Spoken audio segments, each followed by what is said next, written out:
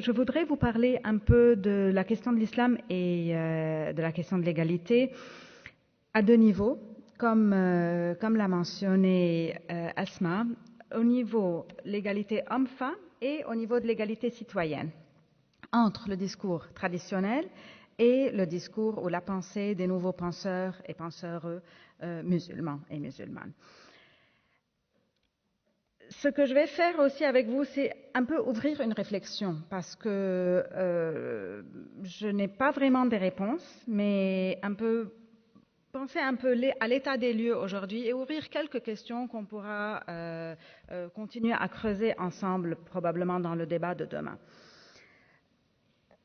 Mais premièrement, j'aimerais dire que j'aime beaucoup le titre de tout le colloque, l'islam du XXIe siècle, parce que c'est très important.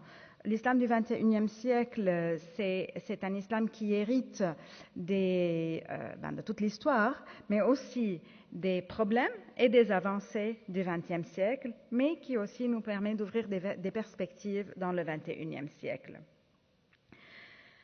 Alors, pour comprendre un peu le tableau de l'islam contemporain, j'aime toujours commencer par dresser un tableau de l'islam contemporain, des divisions des différents courants à l'intérieur de l'islam aujourd'hui.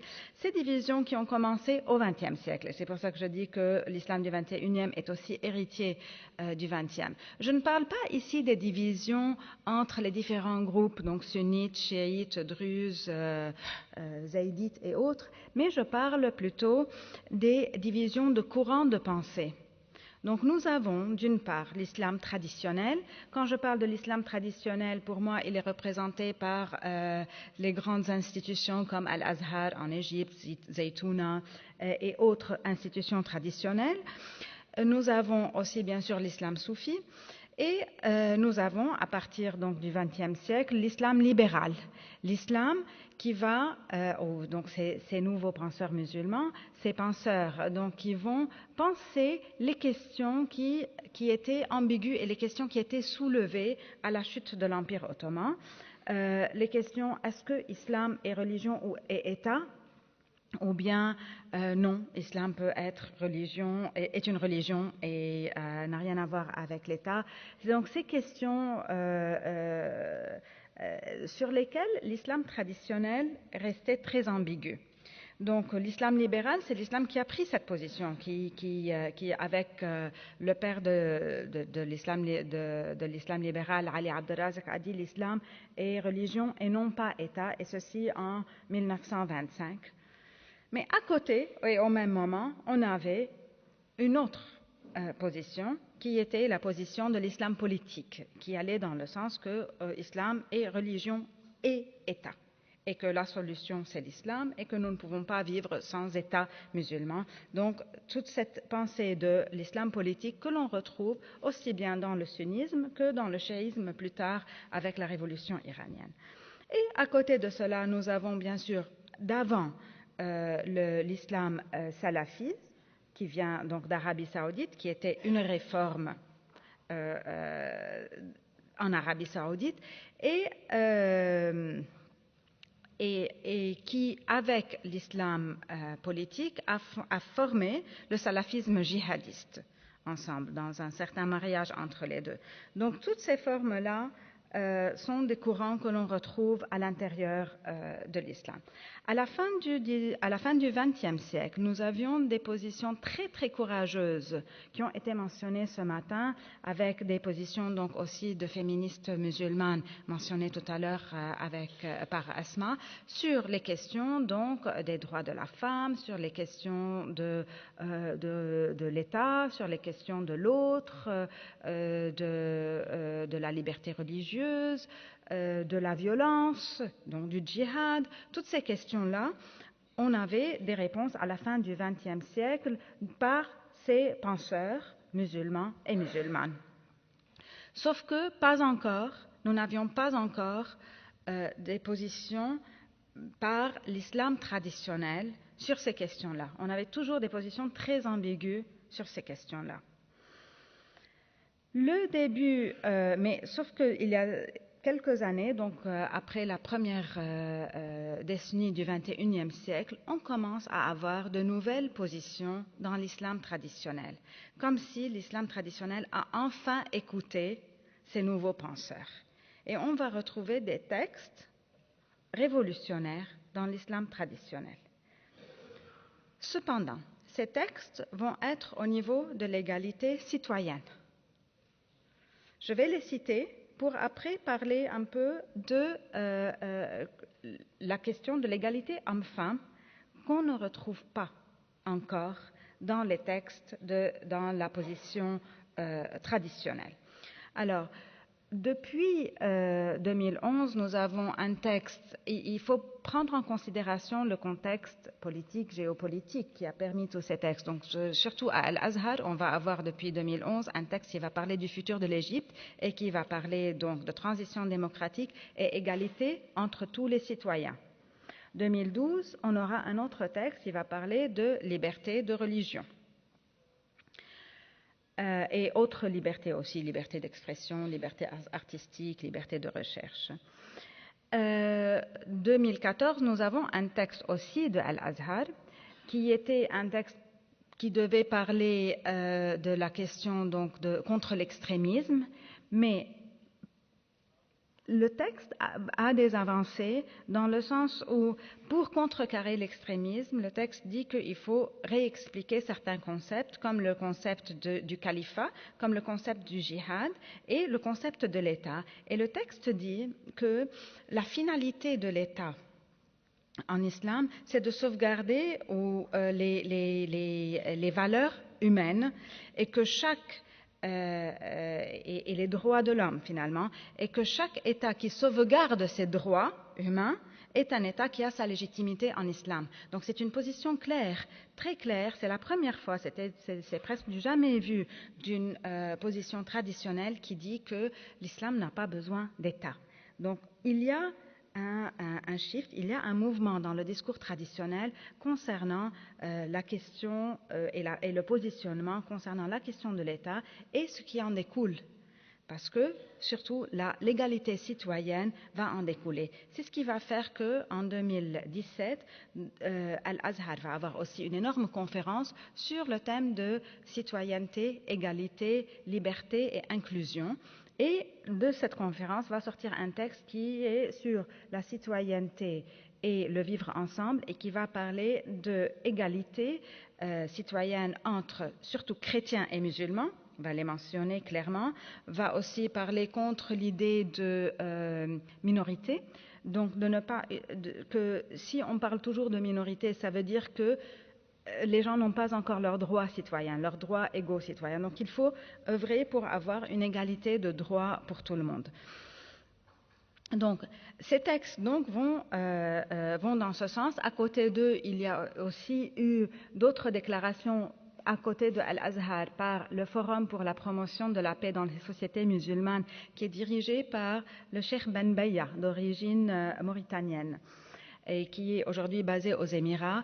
Il avait fait en 2016 un grand rassemblement de ulémas musulmans et aussi il y a eu une déclaration pour les droits des non-musulmans dans les pays à majorité musulmane et qui se fonde aussi sur la charte de Médine, la charte donc qu'avait faite le prophète Mohammed durant son temps à Médine, où il considérait une égalité citoyenne entre les différents groupes donc, qui habitaient à Médine, se fondant sur ça pour parler d'une citoyenneté égalitaire et inclusive aussi de la diversité.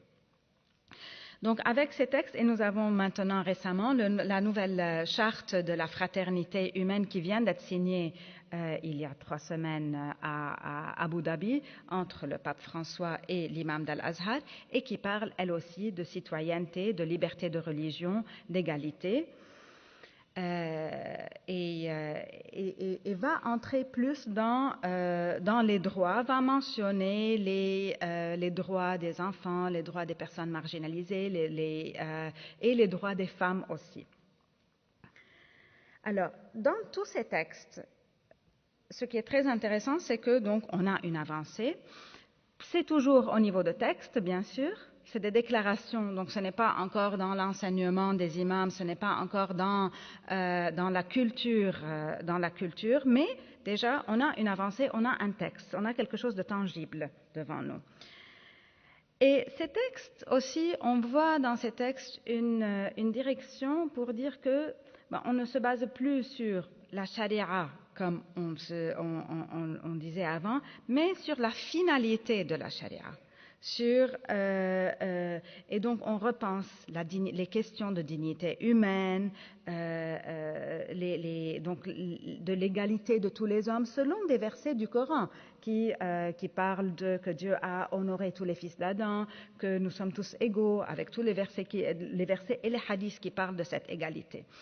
Et donc il y a une nouvelle fondation théologique pour cette égalité citoyenne. Alors ça c'est d'un côté, alors que nous avons aussi, à côté de tout le travail des nouveaux penseurs théologiens et théologiennes du XXe siècle, donc il y a eu toute une pensée sur cette question donc, d'égalité citoyenne, mais aussi toute une réflexion, tout un travail sur la question d'égalité homme-femme. Cependant, ces questions-là ne sont pas visibles dans les nouvelles déclarations. Nous avons récemment un texte de Al-Azhar qui est contre le harcèlement. Nous avons aussi, comme je viens de le mentionner, dans le texte sur la fraternité humaine, donc un paragraphe qui parle des droits civiques et politiques et de la dignité de la femme, mais ça s'arrête presque là. Tout le combat s'est fait en dehors et n'a pas été repris par les positions traditionnelles. Tout le combat a été fait par donc des hommes et des femmes qui se sont penchés sur la question du féminisme musulman, ont commencé à reprendre bien sûr les textes coraniques pour aussi fonder retour sur la question de la dignité humaine qui est égale, sur la question que l'homme et la femme sont les lieutenants de Dieu sur terre, sur la question de la création à partir d'une seule âme, et ça veut dire donc l'égalité ontologique entre hommes et femmes, sur les versets qui disent que les hommes et les femmes ou les croyants et les croyantes sont responsables les uns des autres. Donc toutes ces réflexions se sont basées sur ce fondement théologique pour ensuite travailler sur les différents versets, sur les questions plus problématiques de polygamie, d'héritage, de témoignage, les remettant dans leur contexte et expliquant que finalement c'était des versets qui soit donnaient par exemple une part d'héritage aux femmes alors qu'elles n'avaient pas avant. Donc c'est une ouverture que le texte fait. Donc si on veut continuer et prendre donc l'esprit du texte, il faut aller jusqu'à donner un héritage égal. Sur la question de la polygamie aussi, que bien sûr le texte coranique est en train de dire dans sa finalité qu'on ne peut pas être juste en épousant plusieurs femmes, donc la finalité du texte va vers la monogamie et pas vers la polygamie. Donc tous ces exemples sur lesquels on travaillait, surtout toutes les personnes qu'a mentionné Asma tout à l'heure, et Asma elle-même bien sûr. Et donc nous avons tout ce fondement donc théorique pour ces textes, et nous avons beaucoup de femmes qui combattent sur le terrain pour changer les lois de statut public, de statut personnel, concernant les femmes, les droits des femmes dans le mariage, le divorce, la garde des enfants, l'héritage, toutes ces questions-là qui sont du domaine du droit personnel. Donc il y a ce combat, tout comme il y a un combat pour que les femmes prennent leur place aussi dans la vie publique religieuse et prennent leur place comme leaders religieux, soit en ayant des mosquées où des femmes sont imams, et nous avons un exemple ici avec nous, Karina, et soit des positions où des femmes peuvent être, elles, donc donner le sermon aussi, comme l'exemple de Karina, et ou bien enseigner et donc donner les sermons publics, ou bien être dans des positions de pouvoir, d'autorité religieuse. Donc nous avons tout ce combat. Cependant, ce combat est vraiment très minime. On ne voit pas dans les cadres traditionnels l'effet vraiment de ce combat. Nous avons quelques changements dans les statuts personnels concernant, par exemple, la garde des enfants. Nous avons des femmes qui commencent à avoir, déjà de la fin du XXe siècle, des femmes qui sont considérées comme mufti, des femmes mufti, mais cependant sur les questions de femmes. Donc on limite toujours les femmes aux questions de femmes dans le fiqh, alors qu'elles peuvent être des faqihat surtout, tout comme l'exemple des premières musulmanes qui faisaient des analyses de fiqh. Aïcha, même Fatima, la fille du prophète, faisait des analyses de fiqh, de jurisprudence sur des questions qui n'étaient pas en relation avec les femmes. Donc nous avons des petites avancées de l'intérieur du cadre traditionnel, mais elles sont très très minimes. Donc il y a aussi les femmes qui vont être ma'zoun, les femmes qui font elles le contrat de mariage, par exemple. On aura plus de femmes, donc récemment. Bien sûr, on a toujours eu des femmes dans la transmission du savoir religieux. Mais dans les positions d'autorité, on n'a pas eu ça. Et ou bien les femmes ont presque toujours été freinées. Donc, la question que j'aimerais poser, c'est pourquoi on a eu une avancée dans ce qui est égalité citoyenne et pas encore d'avancée dans ce qui est égalité homme-femme. Donc, les réflexions, mais je les ouvre aussi pour qu'on réfléchisse tous ensemble. Déjà, je pense pour la question de l'égalité citoyenne, cette position, ces nouvelles positions donc de l'islam traditionnel étaient attendues et l'islam traditionnel ne pouvait plus rester muet face à Daesh. Lorsque nous avons eu l'extrémisme et Daesh qui est venu comme un choc, en fait. Ça ne devait pas venir comme un choc. On aurait dû pressentir que ça allait arriver, mais quand même, c'est venu comme un choc. Peut-être parce que pour un long moment, on se cachait derrière notre doigt, et du moins dans l'islam traditionnel. Et c'est venu comme un choc. Et à un certain moment, l'islam traditionnel a dû se prendre position et se démarquer. Et donc, pour se démarquer, il fallait carrément dire « ça ne va plus ». Donc, parce que finalement, quand Abu Bakr al-Baghdadi déclare le califat, et quand on parle toujours du califat, ça veut dire que c'est le même, quand l'islam traditionnel parle toujours du califat comme institution musulmane légitime et tout. Donc, alors, où mettre pourquoi dire pas lui, mais c'est acceptable comme institution. Donc, l'islam traditionnel a dû aller dans le sens de parler de l'État démocratique, de l'État moderne, et donc d'en finir avec l'idée du califat, du moins dans ses discours, ce qui aussi met fin à toute la problématique de Ahl al-Zimma, des non-musulmans en étant des citoyens de seconde zone ou deuxième catégorie. Et donc ici, on va parler de citoyenneté égale. Donc Daesh a joué un rôle.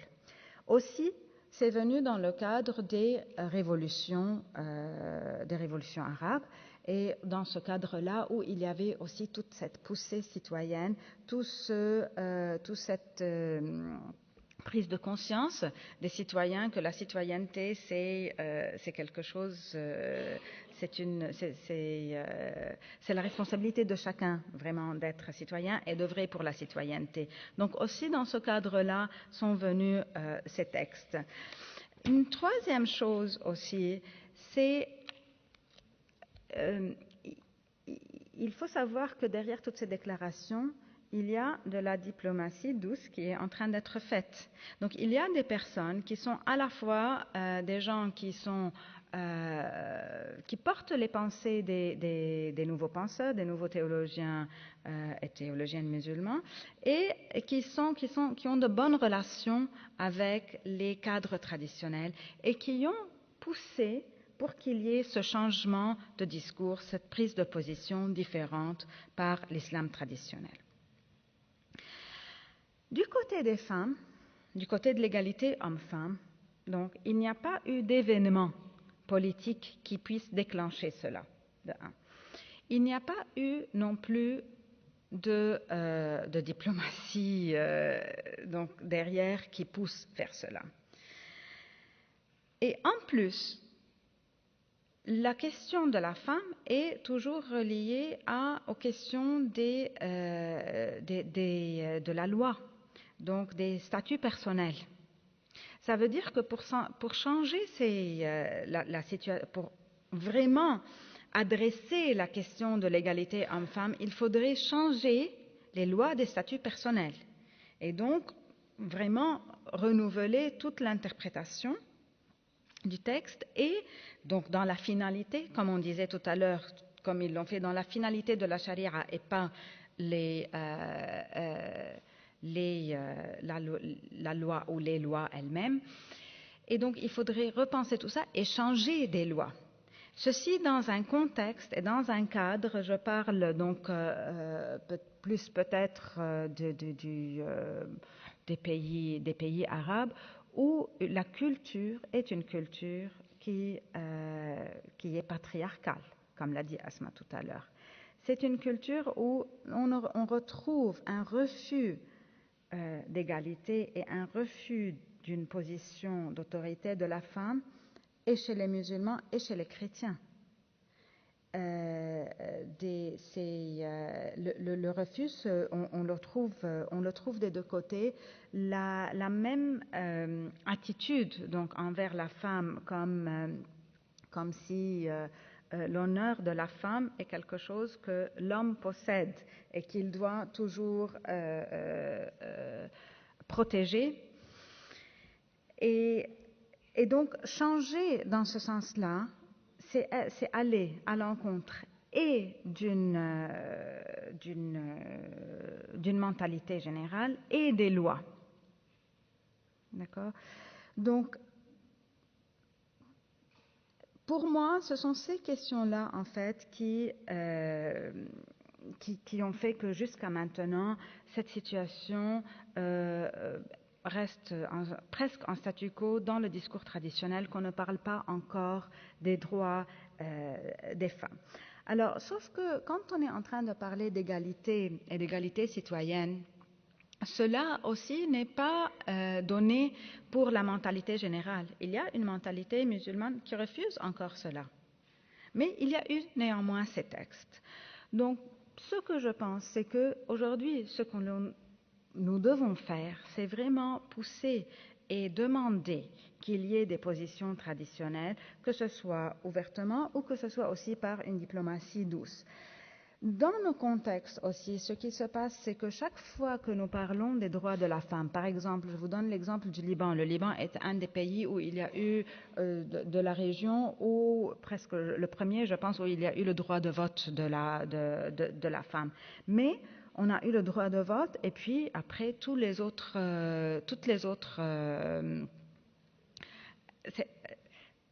c'est d'autres pays. J'ai dit un des premiers. Et donc, mais on a eu toutes les autres demandes qui ont été mises de côté, et surtout durant la guerre, parce qu'on nous disait toujours, c'est pas le moment. C'est pas le moment maintenant, il y a des choses plus importantes. Donc toujours en mettant la question de la femme comme si c'était une question secondaire, alors que vraiment c'est une question qui est fondamentale et qui doit être aujourd'hui adressée par les instances traditionnelles. Il est temps aujourd'hui que les instances traditionnelles nous sortent des textes, tout comme ces dernières déclarations qui sont très importantes concernant l'égalité citoyenne, sur l'égalité homme-femme. Et je pense que nous devons tous œuvrer pour pousser dans ce sens-là. Je vais m'arrêter ici. Merci de votre attention.